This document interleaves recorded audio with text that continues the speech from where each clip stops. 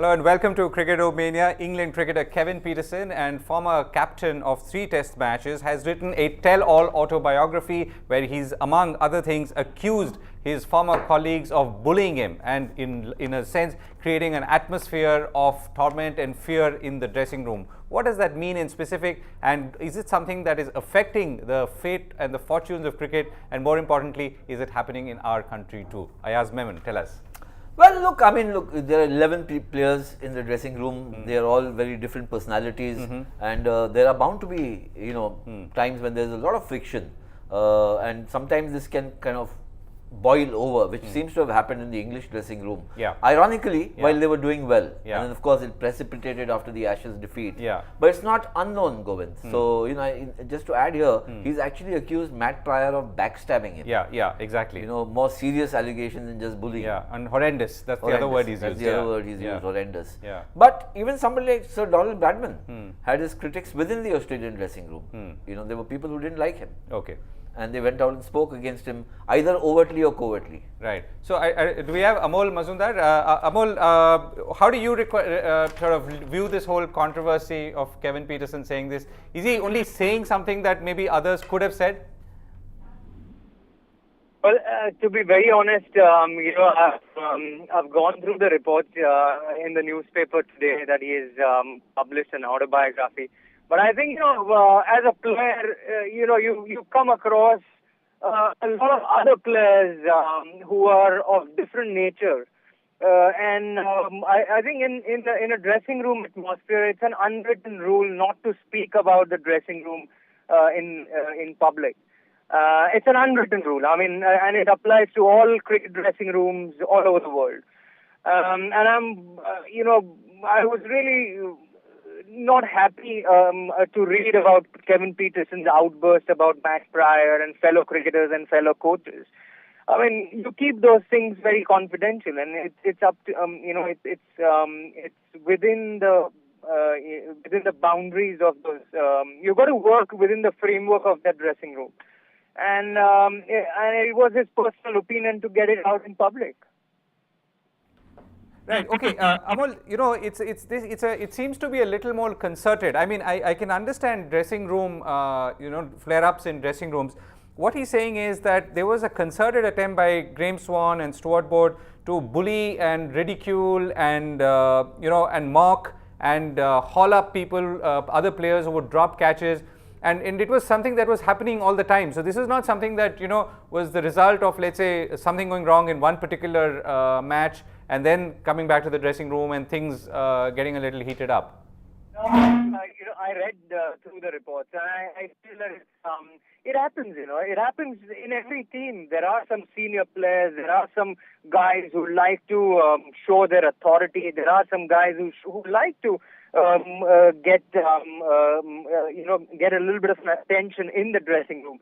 You come across, it's an 11-man team, or rather 15-man squad. So there will be different people of different opinions, different natures, different, their style of operations are different. So I think, the bullying case about fielding and dropped catches, I think it's a little, we play a man sport. We play a hardball sport, and I'm sure Kevin Pietersen is big enough to understand that these things happen in a cricket dressing room. I don't agree to what Kevin Pietersen is saying at all.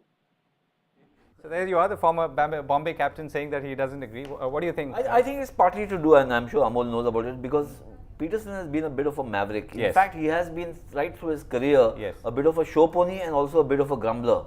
He's been whining. Even when he was captain, he came as captain to India and he lost his captaincy after that, and he blamed everybody else. So he's been kind of a guy who always wants attention. But I think if the syndrome is one of it's like almost like a ragging situation when you join an institution. If you got the senior pros saying, okay, if you drop a catch, you have to apologize to me. Not voluntarily, but because you have to do it as a matter of course, then it's a bit serious.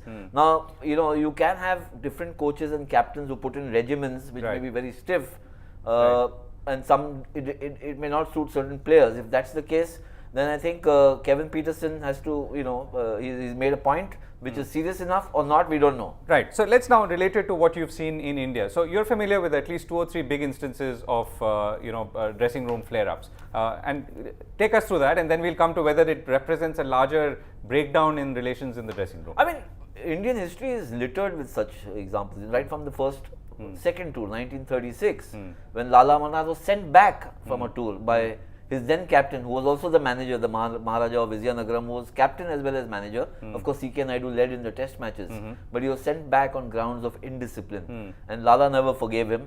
And we still don't know exactly what happened. Maybe he just went out for a night, celebration or whatever it was.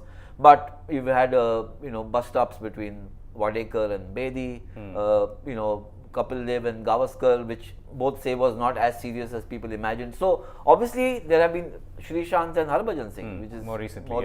Kapil Dev and Manoj Prabhakar. I mean, there have been several instances, but I don't think, maybe it's a Western kind of a thing which you come out with these tell-all books.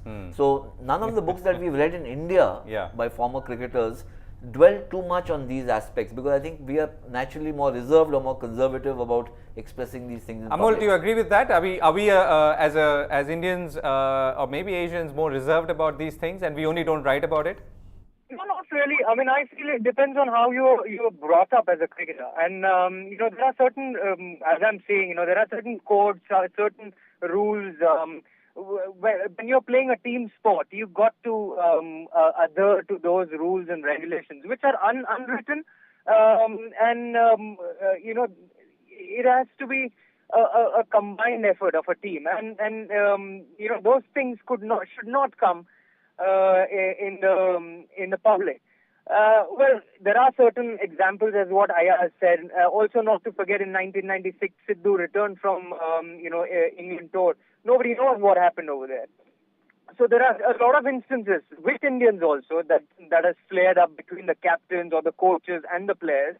But certain rules, certain regulations need to be followed, and the dressing room atmosphere has to be good, and it has to be kept. Amol, let me put the question to you a little differently. So, is this something that could be a trend that we should be worried about, or is it, in your mind, a one-off happening or an instance? Whatever Pietersen is saying, whether it actually happened in this manner or not. What I get, to be very honest, is sour grapes. It's a question of sour grapes. He's looking at things completely in a different way. Not to forget, they had a lot of success when these things were happening. When Andy Flower was in charge, they were top of the tree in test rankings, and a lot of good things happened in English cricket. But now suddenly after 3-4 years, everything is spilling out, and I think the first impression what I get is Kevin Pietersen is just spilling his beans out. So this is a trend. I mean, that's the larger question, globally or anywhere else, and then we'll come to India.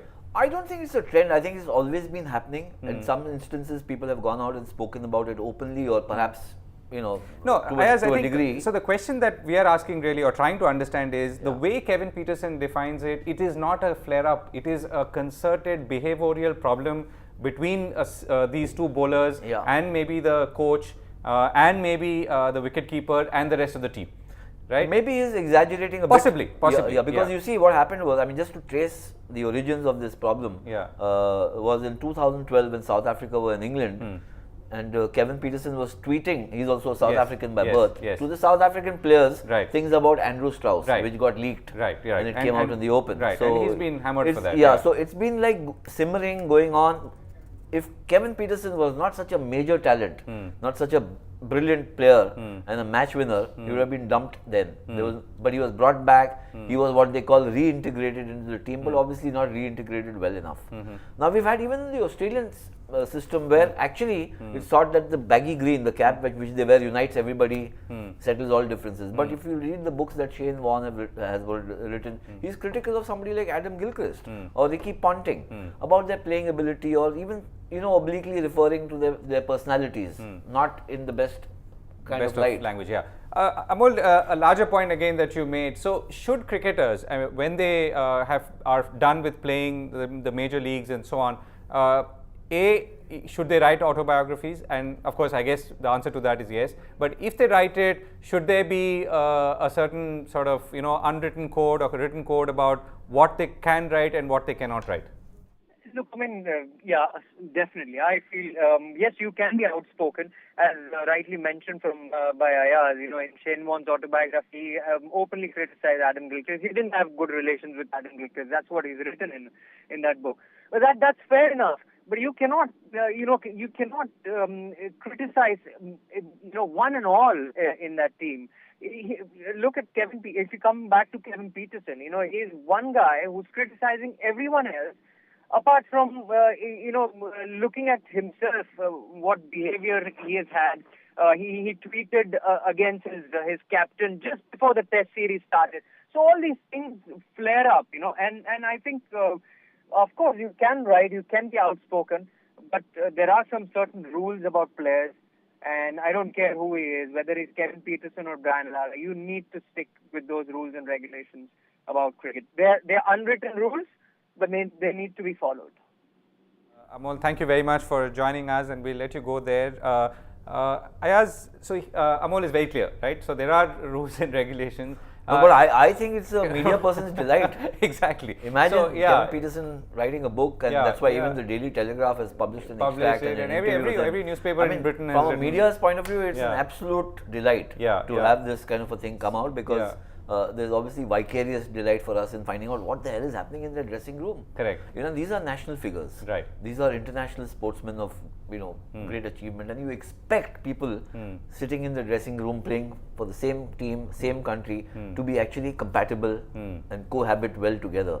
But so it doesn't happen like that. So who's responsible for this in some way? So for instance, he's also blaming Andy Flower, the coach, right? So is this the fault of the coach in some ways for not creating an environment that is a little more equal and balanced, or is it something that the coach could not have helped if indeed there were such strong personalities, also were bullies if they were so? I think it depends from personality to personality and the empowerment of the coach. So for instance, if the English cricket system empowers Andy Flower enormously, and the captain is more subdued vis-a-vis the coach, then the coach will start dominating.